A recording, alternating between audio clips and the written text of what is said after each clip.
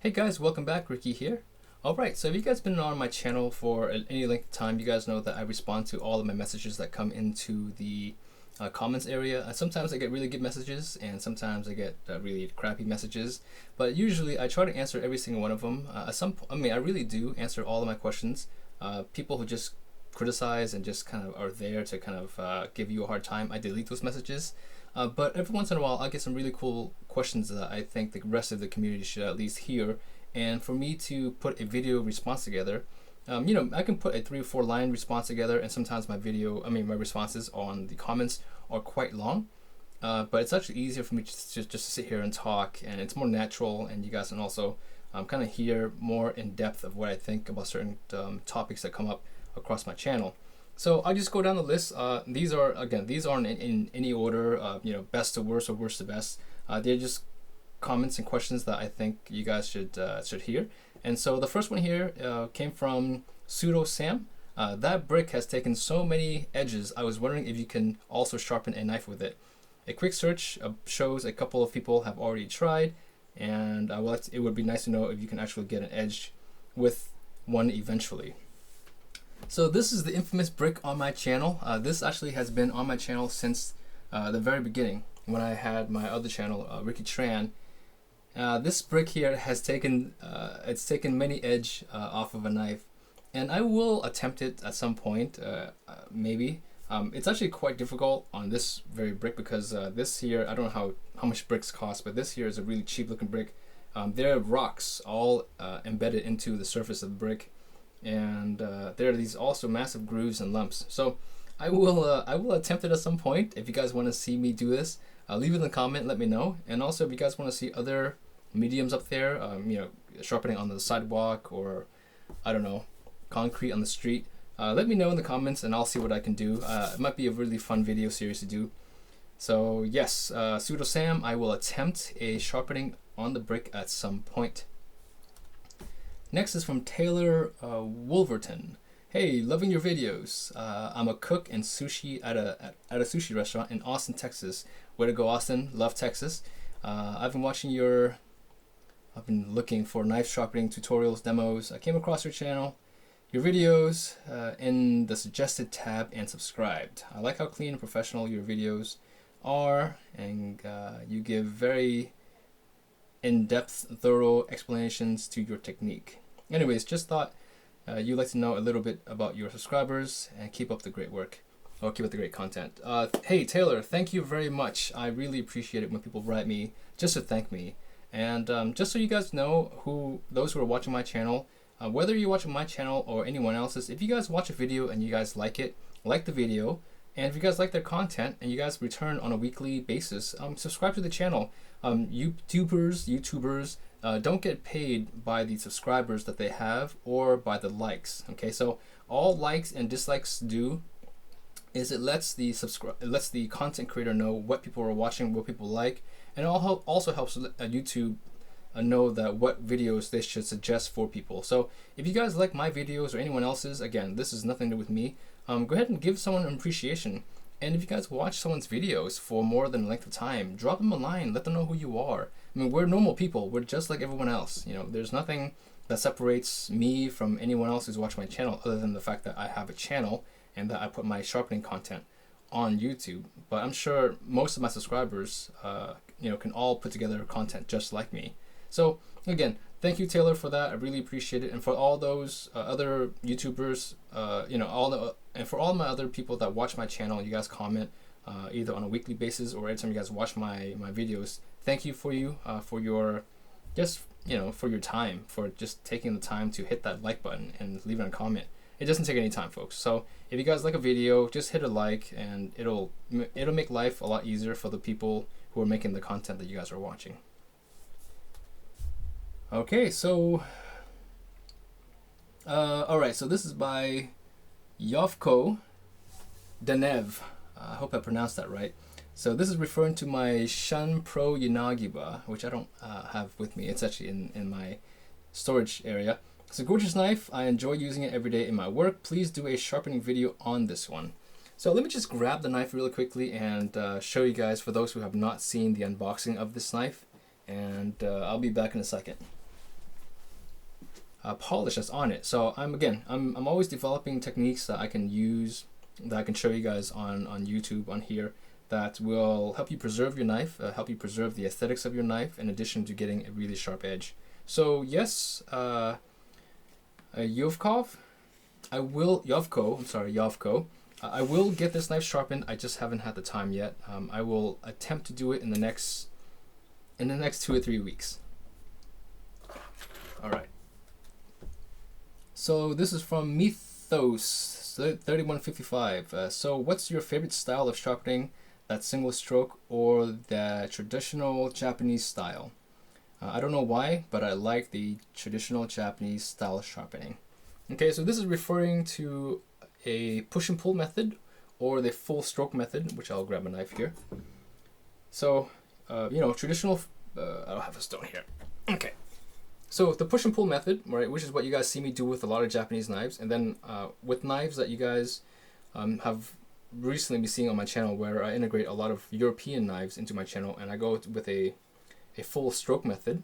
Okay, I really don't have a necessary preference towards either one of the techniques. It really has more to do with how the knives are shaped. So let me grab. I should be more prepared for this, but when a knife, let's see here. Give me 1 second again.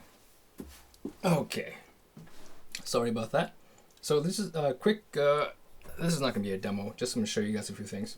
So this knife here, this is a Santoku, and it's got a very much rounded radius for the cutting edge. So this knife here, on a push and pull, it can still work. You can definitely still get a razor sharp edge with a push and pull. However, what happens is, if you don't make the effort to actually move up and down the knife quickly enough, over time, this won't happen in a dozen sharpenings, but over maybe 3 or 4 dozen sharpenings, you will eventually develop a flat spot somewhere along the cutting edge. So for this sort of a knife, I do recommend going with a full stroke method, whether you go one at a time, or you go forward and backwards and keeping the knife on the stone. That works really well. For a knife that has more of a straighter profile, like let's say this one right here, this one here will benefit more from a push and pull, more of a linear sharpening technique.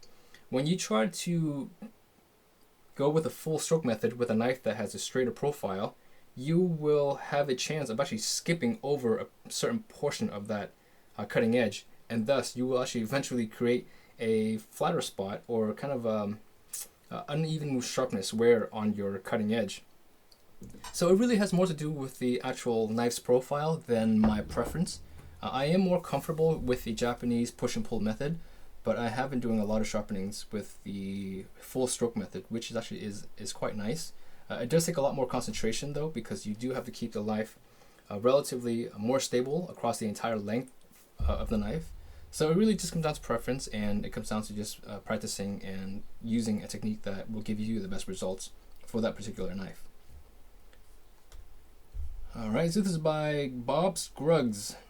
Do you solicit products from manufacturers for review, or do they solicit, see your videos and send products? That's a good question. Well, honestly, in the very beginning, when I had my first channel, Ricky Tran, the first, I would say up until the 2,000 subscriber mark, I actually didn't solicit anyone until I hit about 2,000 subscribers. Mainly because when I first launched the channel, it was really just a hobby that I was putting together. I had no intentions of it becoming a channel where it would become a sharpening knife review tutorial channel. And as my audience grew, I realized that I was putting out content that people like to watch. And so that's when I actually reached out to Wusthof and Zwilling, and they actually did send me a pretty nice collection of knives. Wusthof sent me their classic icon of the full line, and then Zwilling sent me their Zwilling Pro line. And since then, fast forward about a year later, I have not solicited anyone for products. So everything you guys see on my channel, either I have purchased on my own, or they have been sent to me by manufacturers. As of today, if you guys are seeing this in February 14th, in 2007, I've had, I want to say about 4 or 5 dozen knives sent to me by manufacturers that were unsolicited. So I am getting a lot of products these days, and lucky, so thankfully, thank God that I am just receiving, I guess, the respect of the manufacturers. But again, it's really difficult to get product, and so oftentimes, especially when you only want to get 1 or 2 knives from a particular line, it's actually even easier just to go pick up the knife from your local cutlery store, whether Bed Bath & Beyond, Amazon, or on eBay. So it really depends on what you're trying to do. It's really difficult to get product, as anyone will tell you, but at this point I am getting a lot of companies. I can name you a half a dozen companies right now that are sending me a lot of product. So yeah, so I guess it's both. In the very beginning, I was soliciting for product, but it got really tedious, and a lot of companies really don't take you seriously when you only have a couple thousand subscribers. You know, a lot. Wüsthof, actually, as a matter of fact, Wüsthof, my most successful series of knives reviews were on the Wüsthof icons, and collectively, my videos have gotten over 200,000 views for Wüsthof. And after the first sending of products, they actually have not responded to any of my emails or calls. So I don't know why. That I have no idea why they would actually ignore me at this point. But yeah, they actually are not responding to any of my contacts, me reaching out to them, and neither is Zwilling. So Zwilling and Wüsthof have completely kind of put me on the blacklist. I guess I wasn't putting out product content that they wanted, but that's kind of the nature of this whole thing. You don't really know what manufacturers are looking for. They don't really tell you what they're looking for. And so if so Bob, if you're looking to get into knife reviews yourself, I would recommend you going out and buying a set of knives. For my first, really my first series of knife sharpenings back at my old channel, Ricky Tran, I actually went out and bought, I want to say, a couple dozen stones and a half a dozen knives. And those are all, my personal investment. Again, I was shopping for myself because I knew that I wanted to keep a number of these stones and the knives. And after I was done, I was planning to sell everything. But the channel got to the point where it actually kind of grew. And so I ended up doing a massive kind of a giveaway. It was very private. I didn't announce a lot of the giveaways on my channel. I just reached out to certain subscribers and I said, hey, you know what? You've been following my channel for a little bit. I know that you are a culinary student, sushi chef in training. So here is my Tojiro, or whatever it is. But yeah, I was actually giving a lot of stuff away because I knew that at that time, by the time I was giving that stuff away, I was actually launching Perfection, because that's, I guess, is another question that a lot of folks were having, was why did I launch a new channel, Perfection? If you guys actually followed me from Ricky Tran, you guys will know that my channel had knives, cycling videos, running videos, and camera reviews. So a lot of my subscribers were kind of getting, I guess, annoyed with the fact that I was reviewing different products outside of knives. And when my channel hit that 2,000, 2,500 subscriber mark, I realized that my channel needed to be focused on one product or one type of product. So that's why I launched Perfection. And so Perfection, as you guys know, is a knife only channel. And I haven't put out any other product. I'm actually not shooting any other content for Ricky Tran. So it's kind of just a channel that's sitting there. I answer all the messages that come in. But in terms of putting out new content, Perfection is the only channel that I'm actually making content for. So that's kind of a long answer to the question. So I did used to solicit for products, but at this point I have not, and I don't. At this point I don't need to, because I literally have close to 100 knives to review from different manufacturers that have reached out to me, and so I have a lot of products to go through with what I have, and so I will not be reaching out to anyone else at this point. Okay, so this is by Nando. So this is just a thank you by Nando. Nando, keep up the good work and instructive videos. Ricky, I've seen all your videos so far and will continue to do so in the future. I appreciate your objective findings and sincere opinions, conclusions. Thank you, Nando, for that. Again, guys, it really makes a content creator just really happy, and it feels really good to receive just a simple thank you from a subscriber. This is actually the first time and the only time I've heard from Nando, and totally cool. Again, I do this because I enjoy it. Okay, I'm not getting paid by YouTube. I'm not getting paid by any manufacturers that I'm actually reviewing. I am getting free product to review, okay, so there is a perk there. But this is a community here, and when I receive hate mail, it affects me to some degree, not anymore. But when I receive a thumbs up and appreciation from a subscriber, it makes a big difference. So guys, listen, if you guys have a subscriber, if you guys subscribe to a channel and you guys watch content from other YouTubers, just drop them a line every once in a while. Let them know you're there. Let them know you appreciate their work. It really helps them make more content and helps them make better content for you in the future. All right, this is by Jeff Sanders. Ricky, I was wondering if you had any recommendation resources or perhaps a video I missed on entering knife sharpening as a hobbyist. Okay, your Western reviews are great, but I don't want to purchase something whose benefits are subtle and may be lost on a beginner. I also don't know exactly how many stones I need for home use. Oh, okay, so this question here is probably the question that I was asking myself when I first started buying Japanese knives, is what do I need to buy? And that's actually what prompted me to launch this channel. Was I was going through forums. As you guys know, you guys have probably gone to all the big forums, right? Knife Sharpener, Kitchen Knife, whatever the forums. I actually haven't been on a forum in over a year. And that's mainly because when you go to forums, there are so many people that have their opinions, and a lot of their opinions are not found in actual knowledge of using certain products. So they might just kind of give a blank statement of all Japanese knives are crap, or all European knives are crap relative to a Japanese knife. And so I stopped going to them. And so what I do is I went out and bought my collection of stones and knives and reviewed them on my own and drew my own conclusions.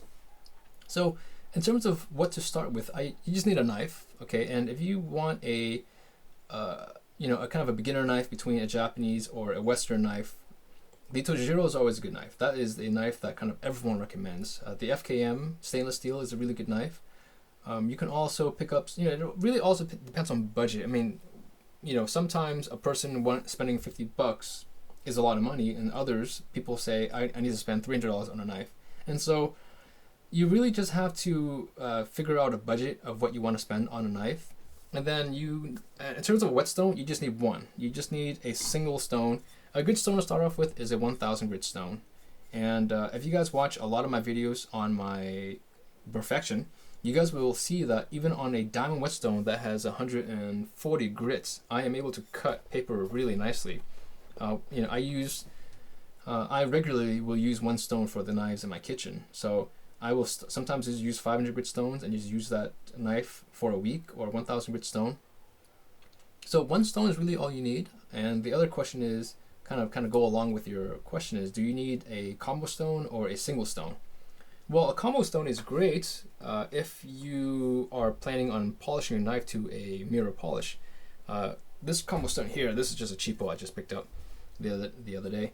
This stone here is very cheap. This is like $20, and yes, it does have 2 grit, and it is thick, but each grit is roughly 30 or 40% less than what you would get on a regular single stone. So my suggestion is, if you really want to get a combo stone, I will link in the bottom of this video a King KDS.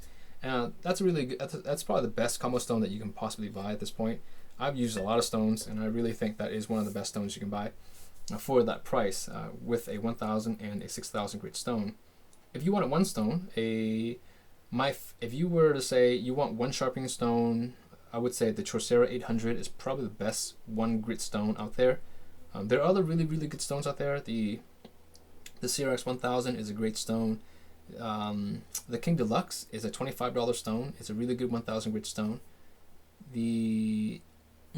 What else do we have? The Shapton Glass 1000, really nice stone. Okay, so again, there are a lot of really good stones out there, but the Shapton Glass, the only negative thing about the Shapton Glass is it's very thin, and if you're learning how to sharpen on the Shapton Glass, you may wear out the stone a lot faster than you would really want to on a stone at that price. So the best stone to really grind down and to kind of beat up is, you can pick up a cheap stone, like something like this, which is like $20, or a King Deluxe 1000. That stone, you can just wear it down. It'll probably last you 5-6 years of just daily use. It's a good stone for that. So it really comes down to how much you have to spend. You really only need one stone to start with. I would say just pick up a good 1000 grit stone. And my favorite stone in the 1000 category is the Trocera 800, which I will also link in the description. That is, you cannot go wrong with that stone. Everyone I've recommended who've bought that stone have also loved it. A really good source for good affordable knives obviously is Amazon and eBay. But if you actually want information from a retailer that's really, really honest, I would say call up Mark Richmond over at Chef's Knives to Go. He is a really cool guy. And as a matter of fact, I bought a bunch of product from him not long ago. But before I actually bought my first knife from him, I actually emailed him like once every 4 or 5 months for like 2 years. And he emailed me right back within an hour or 2 hours of those emails, sometimes late at night as well. So the guy is on duty all the time. But Mark is really nice. He genuinely is a knife enthusiast. He does not push you into any one direction. He will answer all your questions very honestly. And in my opinion, he is probably the best. No, I'm not probably. He is the best Japanese import knife retailer in the U.S. hands down. He's honest. He's genuine, and he just has a really wide variety of knives.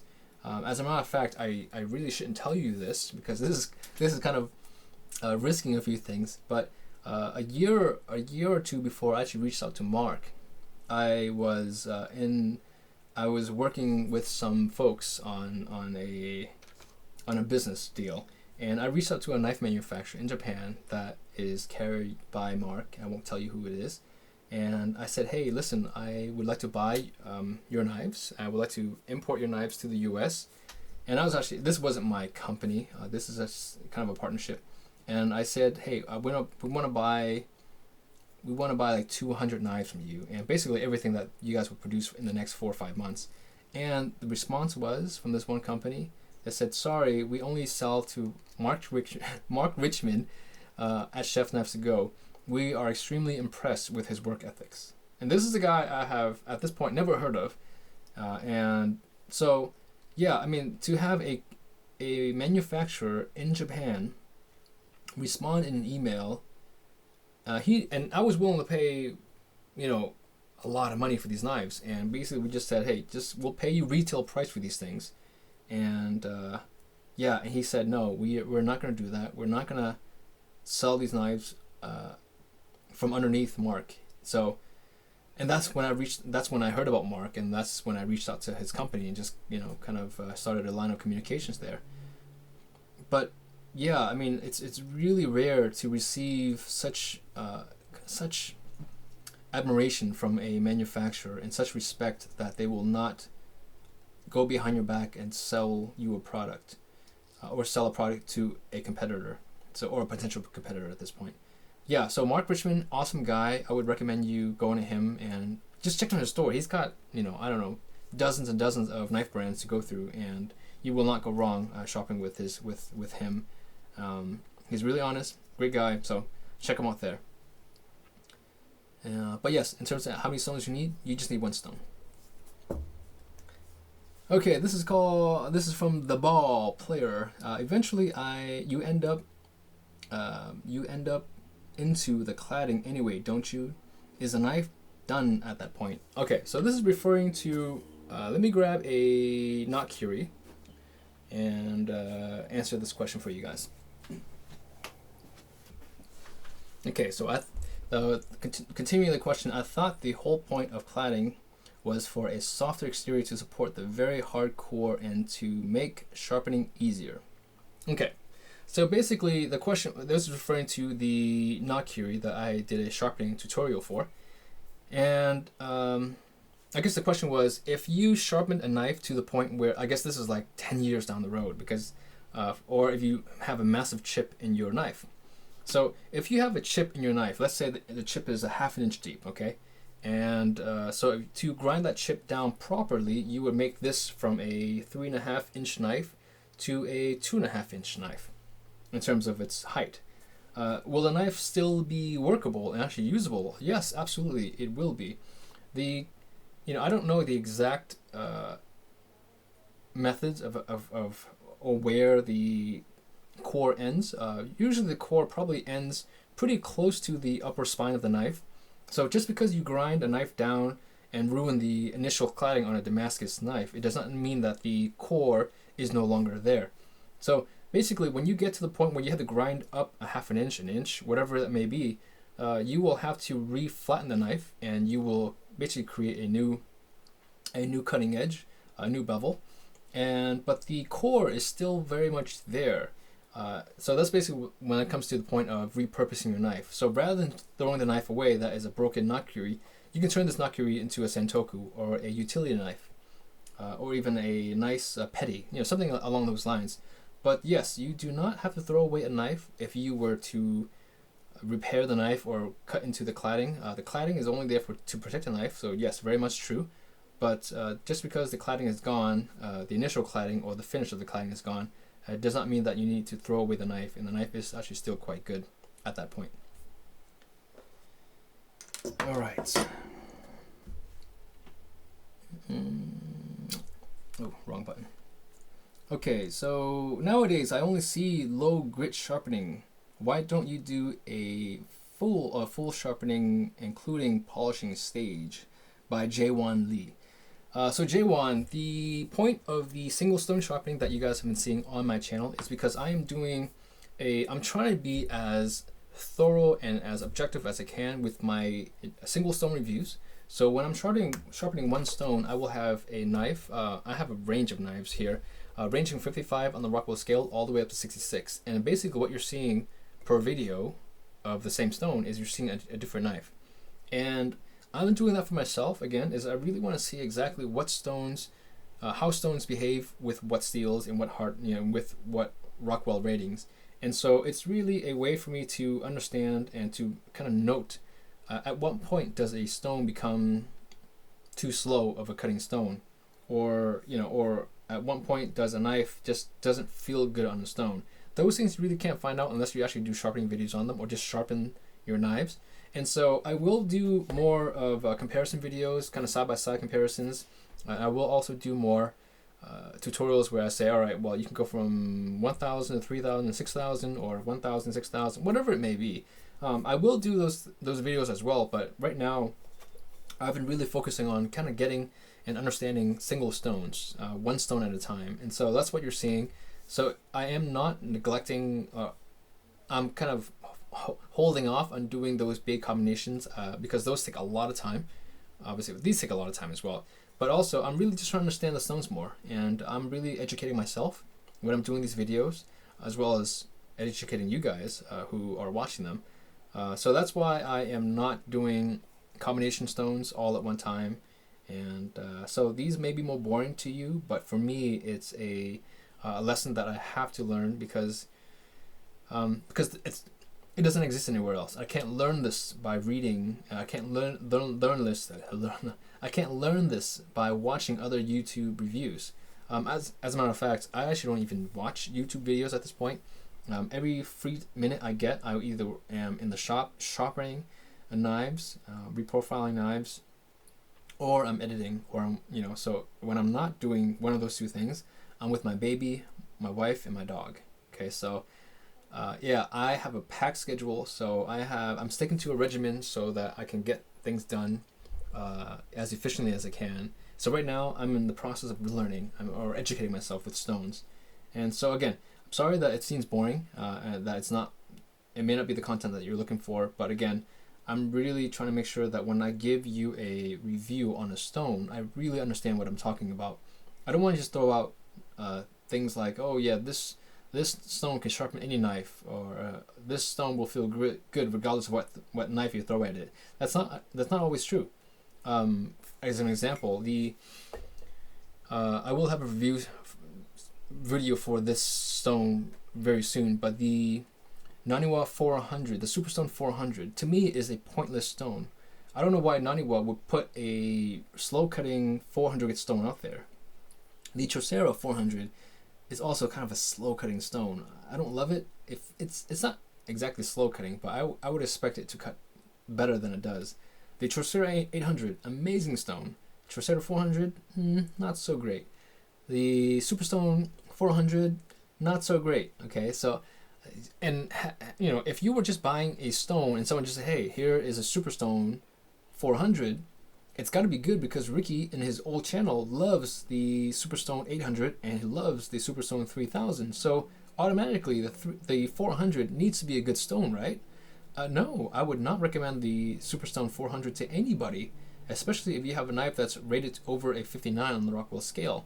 Once you hit 60, the cutting speed really starts to slow down. But once you hit 62 on the Rockwell scale, the Superstone is almost useless. It took me 7-8 passes to get a burr on a knife that was 62 or 63 on the Rockwell scale on the Superstone 400. So that's why I'm doing these studies, these reviews, or these kind of sharpening sessions, because I am not learning this information anywhere else, and the only way that I can sit here and tell you this information that I just told you is by experiencing the stones for myself. Okay, so hopefully that answers your question. Thank you for that. All right, so we have Rick Leo. Do you apply mineral oil to reactive blades? I used to. I actually used to have a rag soaked with a mineral oil, or a camellia oil is what I also used for a while, but they got expensive. You know, a little 3-4 ounce jar of camellia oil is like $12-13, and mineral oil is much cheaper and much more readily found. You can go to a local CVS or a local pharmacy and pick up food grade mineral oil. It's usually in the laxative section, so just so you guys know. Yeah, so I used to do that, and I used to just coat my knives really lightly with a rag and just run the rag on the surface of the knife, and I would store it that way. But what would happen is I would take it out and I would cut some foods with it, and every once in a while you'll see a just really minor film on your fruit and vegetables, which I didn't want to see, and I just stopped. And so what I do now for my carbon knives is on a weekly or bi-weekly basis, I use a carbon sodium bicarbonate, which is kind of it's like baking soda, but it's not an abrasive like baking soda. So it's I actually have some right here.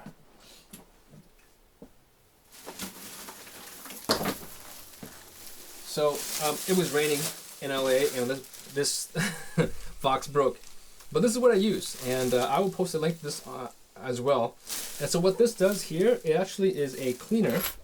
And you basically mix it with some water, kind of a 1-to-1 ratio, and then once it all dissolves, you can just put it onto a rag and then dip your rag into the solution, and you would just run it across the surface of your blade, and it cleans it out and makes it look like stainless steel. And so I do that every once in a while, depending on how reactive that knife is and how often I'm using it. I personally don't like patinas, so I don't like to, I just don't like patinas personally. Again, it's just a personal thing. I think it's cool. So a lot of folks who force patinas on their knives, totally cool. But yeah, so that's what I use to keep my carbon knives clean. And if I do that once every week, every 2 weeks, the knives look like they're stainless steel. Okay, so do you strop your kitchen knives? By Alan Fraser. I do not. So what you see me do on the videos, my tutorials, where I strop on the sharpening stone, and then I'll strop literally on the polishing stone, and then I do some cut test. After that, the knife is done. I don't bother with leather strops or compound strops. I will do a series comparing compound strops versus leather strops versus stropping on the stone and stropping on newspaper at some point. It's in my to-do list. But no, I don't strop on anything other than what you guys see on my videos. You guys have to understand that when I do these videos, I'm not pretending to be somebody else. I'm not pretending to use these knives in a different way or a different manner that I would actually use for my own knives. These are my own knives. All these knives here actually go into my kitchen on a weekly basis. I kind of rotate through the collection, and I will use it in the kitchen. And that's how I learn about these knives. That's how I know how they react. That's how I know what they feel like. So, yeah, so I don't strop with any compound or any leather, if that's what you're referring to. I find that my knives are razor sharp after stropping on my 3000 Drosera or my 5000 Rika or my 6000 Arashiyama or the Chapin glass stones that I'm using now. So if your technique is good and you just are consistent with your stropping on your stones your knives really don't need to be sharpened on leather or on cutting compound. Alright, so this is Chen Victor. Or is it Victor Chen? Either way. One question, is it still necessary to use such a coarse stone when you are experienced with sharpening and manage to keep the same edge angle? I think this is referring to a... I should have actually clipped the picture. This is referring... That's my dog. She's barking at a bird. Okay? Okay, so this is referring to probably a 320 grit or a 500 grit stone review that I did, or a sharpening session that I did. No, the answer is no. You don't really need to go. A lot of folks. I get a lot of messages from people, and they say things like, "I always start from a 500, 1,000, 3,000, 6,000 progression," and that's fine. Okay, that's totally cool. But I will, I will say that if you are diligent with your sharpening, and it really just means sharpening once every week or once every 2 to 3 weeks. Every 2 weeks, I would say, would be the limit to keep a knife that is crispy sharp. Starting from 1,000 grit stone is perfectly fine. You really don't need to go to a 500 every single time you sharpen your knife.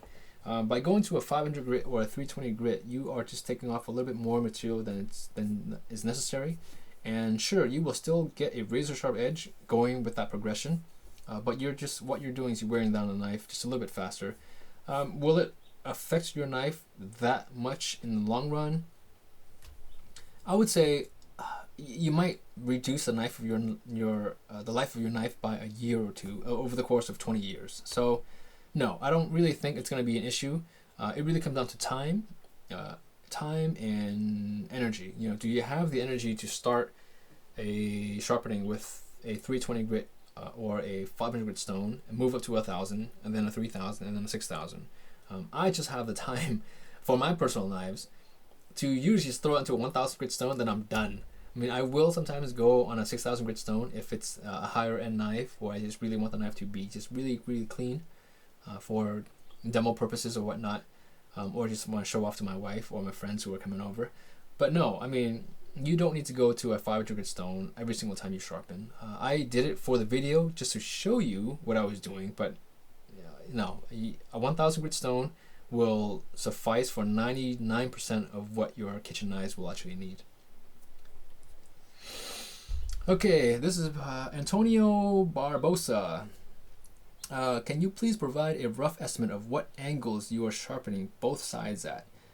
Just purchased this knife and I'm having trouble sharpening. I think that's what you meant to say. It would be greatly appreciated. Okay. Sharpening angles is one of the most hotly debated topics on my channel and in the forums. So if you guys watch any of my videos, I can guarantee you now, if you run through every single one of my videos, you will see I don't mention sharpening angles at all. I may mention things like manufacturer's suggested sharpening angle or out of the box sharpening angle, but in terms of my tutorial, I never mention you should lay your knife at a certain angle, because one, to lay your knife at a 15-degree angle is impossible to do without really heavy scientific equipment. So one of my subscribers actually used lasers, which is actually pretty brilliant. I have to try that at some point, but that's just too much work to go into a sharpening session to plan your angles out and to kind of figure out exactly where is 15 degrees. Is this 13 degrees? Is this 14 degrees? Is this 15 degrees? And here's a problem with that. This knife here, so where are you measuring the 15 degree from? I mean, if this knife here is 3.5 inch tall and you have another knife that's 2 inches tall, okay, their 15 degrees will look different when you're looking at the spine, right? I mean, so there's no way that you can consistently sharpen at 15 degrees if I give you 3 different knives with 3 different heights and different profiles, right? So profiles also will dictate, will change or alter your sharpening degree. So just because at one point, if you measure the bottom 1/3 of the knife at 15 degrees, well, if the knife was actually a curved profile, the 15 degrees will actually look different on the top of the knife. And that's a problem. So I always tell people never to look at degrees. Always look at or go by feel. And if you guys watch enough of my videos, I always, and you guys don't see me do this on the videos because I do it kind of on the fly and it kind of is second nature to me at this point, is I'll show you guys with this stone here. So what I do is I lay the knife spine down, right, and as close as the stone. Then I lift the spine up just a little bit, and I drag the knife up and down the stone really slowly. And once I feel a really good friction point where it's not sliding and it's not gripping and digging into the stone, I just back off just a hair. And when I start sharpening, it feels really good. That to me is my proper sharpening angle. And the reason that works is as I go up and down the knife, I can go by feel. I'm not going by holding a static angle. And that's why my knives come out razor sharp even on a 120 grit stone, right? Because I'm simply going by what the angle of the manufacturer's out of the box angle is telling me, and what the knife is actually sharpened at that moment. But if you want to reprofile your knife and kind of change the angle, that's a completely different topic at this point.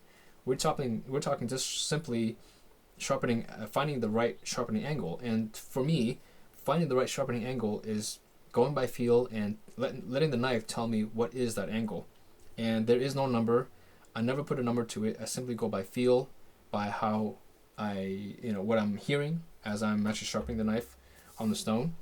And if you guys just go to my channel, go to the sharpening tutorials and demo playlist, and you guys will see exactly what I'm talking about.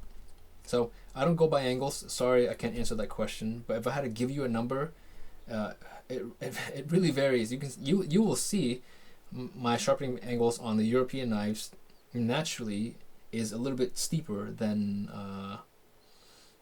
or not steeper, more broad. So it might be closer to 18-20 degrees than and versus a Japanese knife that may have it could be 12 to 15 degrees. I don't know. Again, I don't look at angles. I don't talk about angles on my channel. I don't believe in sharpening according to a static angle for any particular knife. Right? Okay, so this is another one by J1 Lee, and this is a question I get a lot about, is what is the difference between the KDS and the other King 1000, 6000 stone? Let me grab a stone. I'll show you guys a couple things. Okay, so this is the King KW65. I actually just picked this up a few days ago. It's a little dirty. I don't have the KDS stone here. I will probably have to pick it up at some point because a lot of folks have been asking about it. And the KDS was one of my favorite stones on my Ricky Tran channel because I used it quite a bit. And so this is probably a better comparison. This here, if I had the KDS here, it would be this size. This is the KW65. Okay, you see the size difference? It's about 1.25 inches shorter in height, and also about 1/4 inch narrower, and about, it's roughly 1/4 inch or 1/3 inch shorter or less thick, okay, or narrower. So in terms of overall dimensions, the KDS will be, you're looking at probably 25, I guess 30% bigger overall than the KW65. The other major difference, and this is probably the biggest difference that I can see, and I use the KDS for about 7-8 months straight, so I know that stone really, really well. On the 1000 side, the KDS will produce some slur, really not a whole lot relative to the KW65. This stone here will create like a pile of mud on the stone, on any knife that has a Rockwell rating of, I would say 60 and above. Okay, so this stone here is actually quite soft, and it's great. It's a great stone for a beginner, mainly because it is a true 1000 grit stone. But also, what's special about this stone here, and even the KDS and the Deluxe King 1000, is their 1000 grit compound. It feels really nice.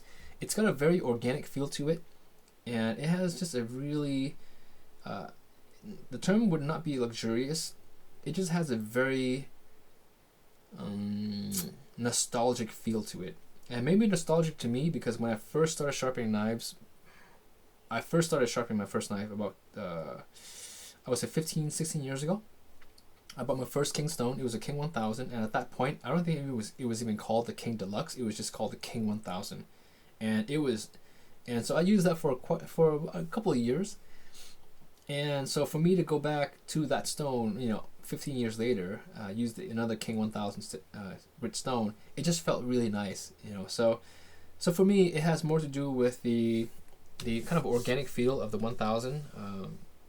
It really is a true 1000 grit stone, and it's been a standard for a long time. But also for me, it was just a really good feeling stone, and so that's why I've actually used the King for so long.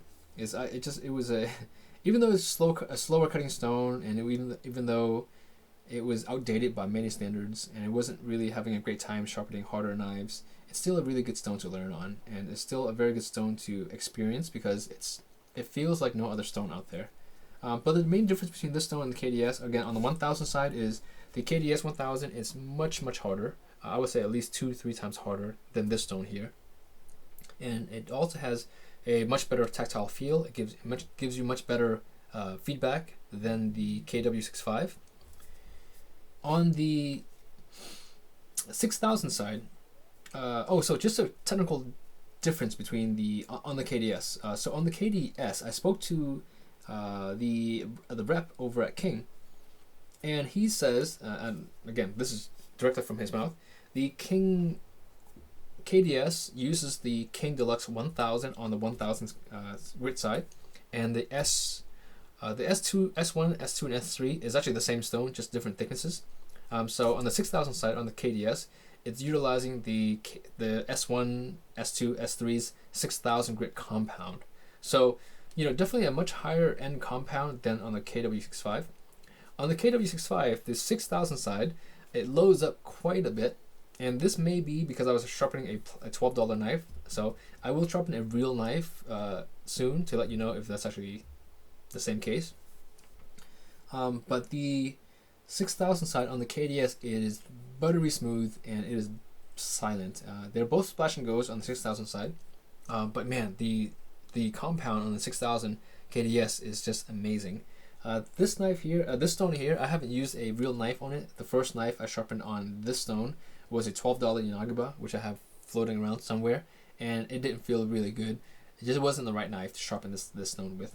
And I was really just trying to toy with some stuff, trying to see if I can get a $12 knife to be as sharp as a $70, $80 Yanagiba. It didn't happen. So that wasn't the stone's fault or the knife's fault. It was just me. Well, it was a knife's fault. It wasn't the stone's fault. So yeah, the main difference is the KDS really is a pro quality stone on the 1000 side and the 6000 side. The KW65 beginner stone would be a stone that you just want to pick up just to learn how to sharpen with, to have around the studio, just to kind of refer to every once in a while, to kind of either try a new technique out or to break some cheap knives in. But other than that, I would not recommend this stone here for anyone who is experienced. I would say that if you really want to, invest in a budget combo stone, the KDS still today is the best deal you can find. There's also a stone that is really difficult to find. It's the Suehiro 1000 5000 Rika combination, and it is a really nice stone. I've only seen it a couple of times. It's the 1000 Syrax side, on the 1000 side, and the Rika 5000. Again, it is thinner than a typical Rika 5000, but I don't have, it's actually up there somewhere.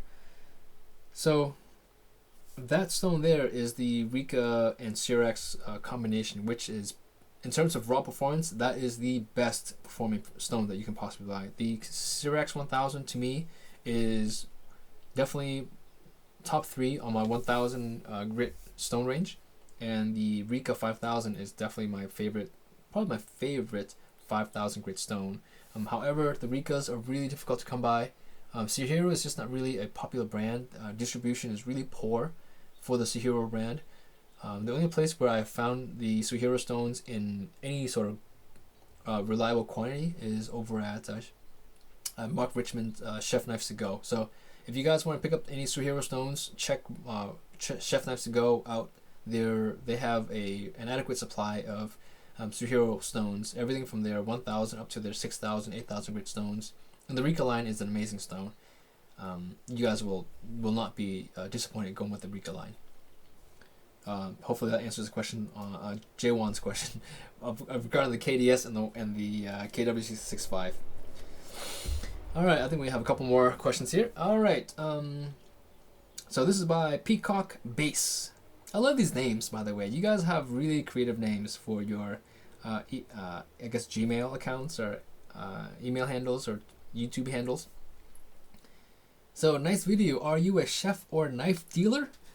I am not. Honestly, I'm a full-time stay-at-home dad. I have no interest in becoming a knife dealer, and I have no interest in becoming a chef. As much as I respect both of those professions, I am not qualified to be a chef. I'm guessing Peacock Base asked me this just because I have so many knives here, and again, I'm not selling any of these knives. This is my everything you guys see on my channel is a review sample, and I keep all my review samples, by the way. So they have become a part of my personal collection. So everything you guys see on my channel belongs to me. So no, I'm not a chef, not a knife dealer. I'm just a knife enthusiast, and I love knives. I love whetstones, and you know, a lot of guys love tech. I love tech. Okay, if I can afford every tech thing out there, I would. But stones are a lot more affordable, and I can use them every single day, and they don't break. They don't have software malfunctions, and they don't have firmware updates. So that's why I'm really into knives and whetstones. So yeah, I'm just a knife enthusiast, like many people on my channel, in my community here. So yeah, hopefully that answers your question.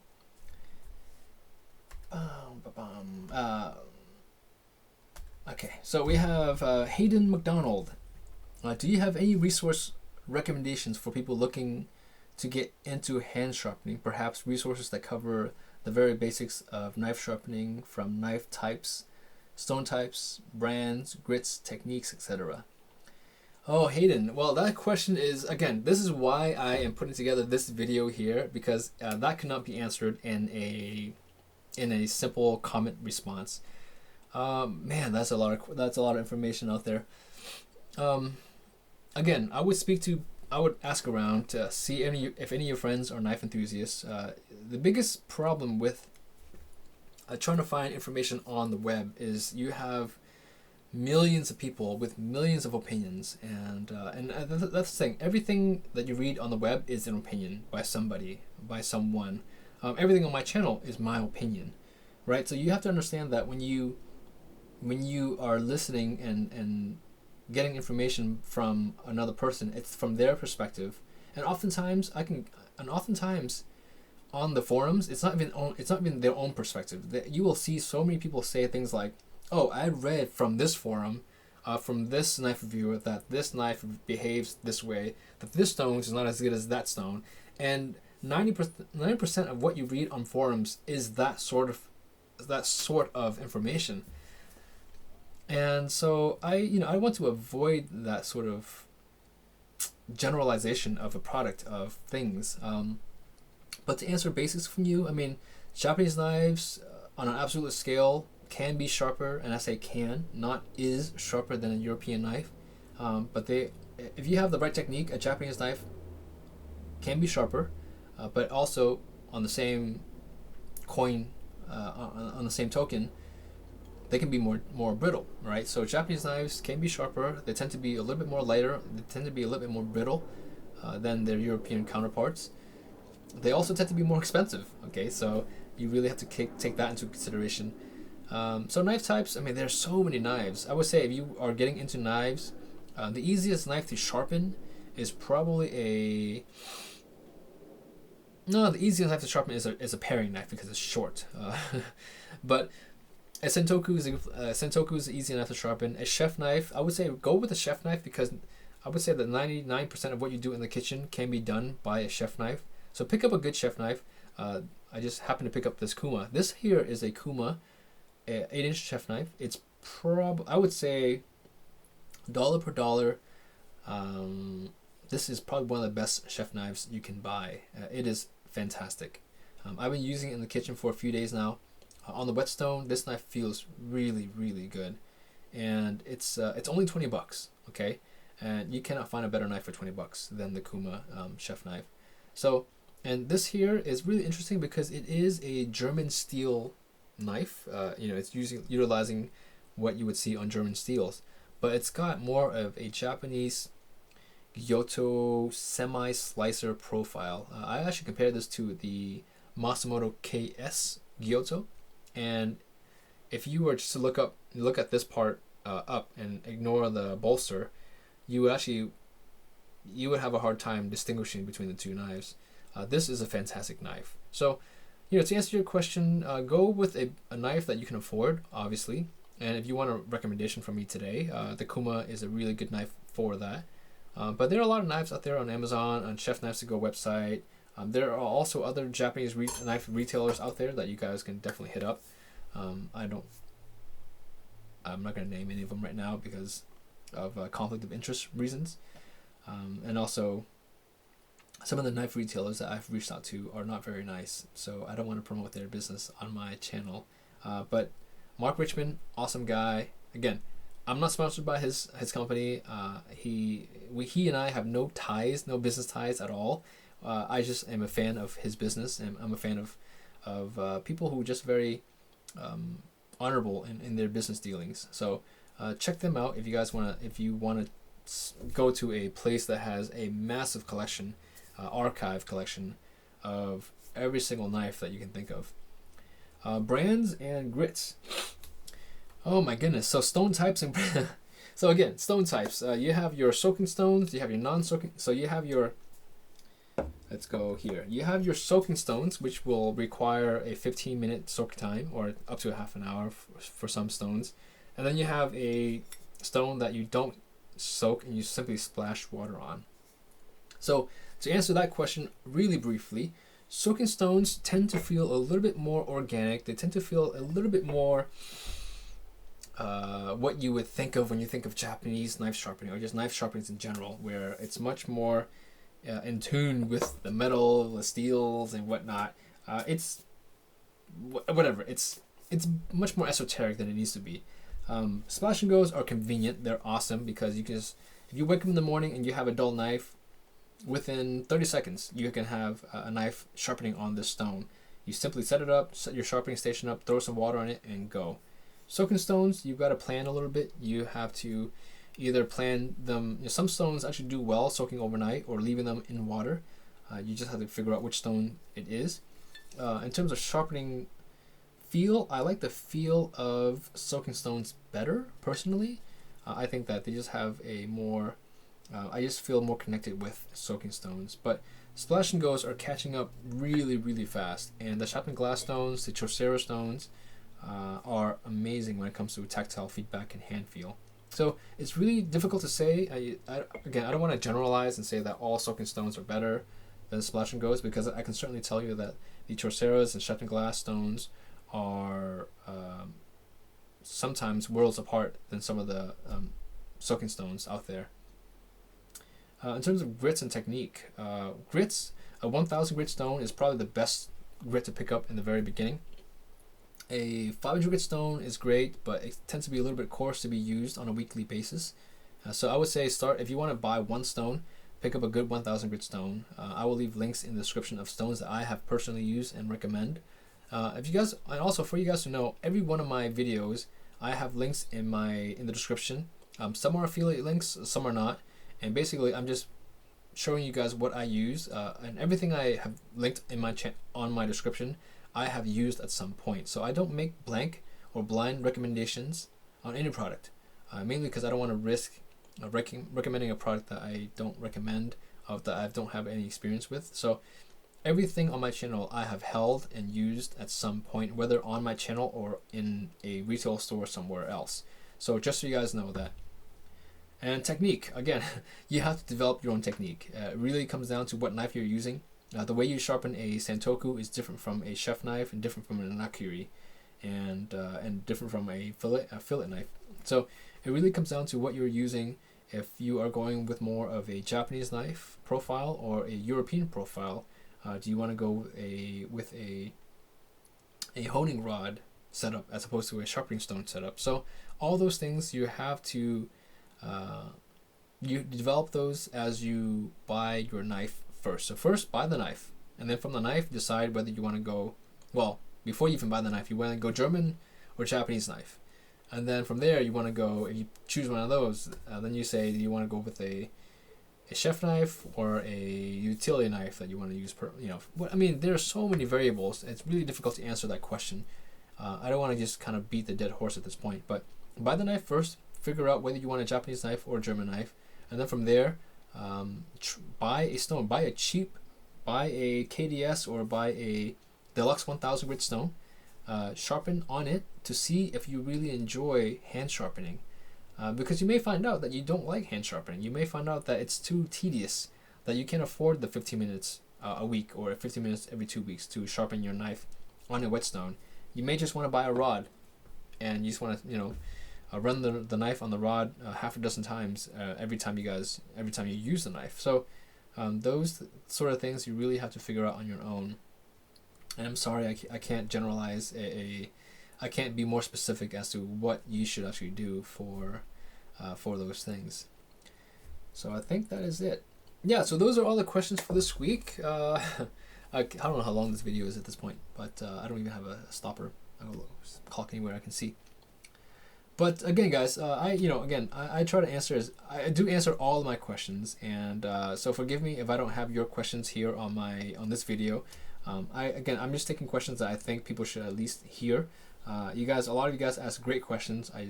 I missed some of the questions here, so forgive me for that. But I will try to do this at least once a week or once every other week, and I think it's a good way for me to keep in contact with you guys and also to give better responses than just a simple few lines on YouTube. All right, guys. Well, thank you guys for watching. If you guys have any questions, feel free to drop me a line. I will, as you guys know, I answer every single one of my questions and I go through every one of my comments. So if you guys have an insightful question that you guys want me to answer, I will put that question on the videos. So thank you guys for watching, and I'll catch you in the next video.